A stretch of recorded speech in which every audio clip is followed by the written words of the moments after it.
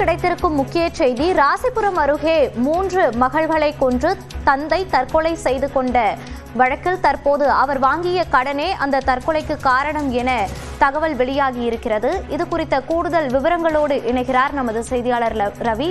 விவரங்கள்.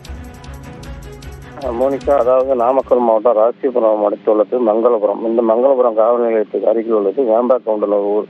அங்கு ஓட்டுநராக வருகிறவர் கோவிந்தராஜ், வயசு 36. இவருடைய மனைவி பெயர் பாரதி.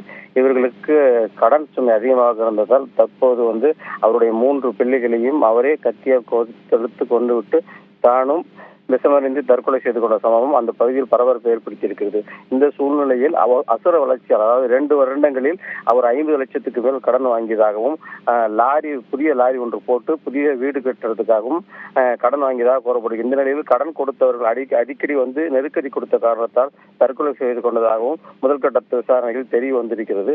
இந்த சூழ்நிலையில் அவருடைய இறந்த 3 உடல்களையும் அவரும் இறந்த கோவிந்தராஜுடைய உடல்களும் நாமக்கல் அரசு மருத்துவக் கல்லூரியில் பிரேத பரிசோதனைக்காக சேர்க்கப்பட்டுள்ளன. இன்னும் சிறிது நேரத்தில் பிரேத பரிசோதனை தொடங்கும் என எதிர்பார்க்கப்படுகிறது.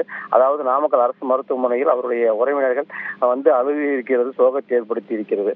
இந்த சூழ்நிலையில் இது சம்பந்தமாக அவருடைய கோவிந்தராஜுடைய மனைவி பாரதியிடம் ராசிபுரம் போலீசார் டிஎஸ்பி அலுவலகத்தில் வைத்து விசாரணை நடத்தி வருகிறார்கள். இந்த நிலையில் அவருடைய மகன் அக்னீஸ்வரன் வேறு இடத்தில் இருந்து கொண்டு அவருக்கு பாதுகாப்பாக முறையில் போலீசார் இருந்து வருகின்றனர். இந்த சூழ்நிலையில் போலீசார் தொடர் விசாரணையை மேற்கொண்டு வருகின்றனர். இந்த கொடூர கொலைக்கான காரணம் குறித்து நாமக்கல் காவல் கண்காணிப்பாளர் விமலா தலைமையிலான போலீசார் விசாரணை மேற்கொண்டு வருகின்றனர்.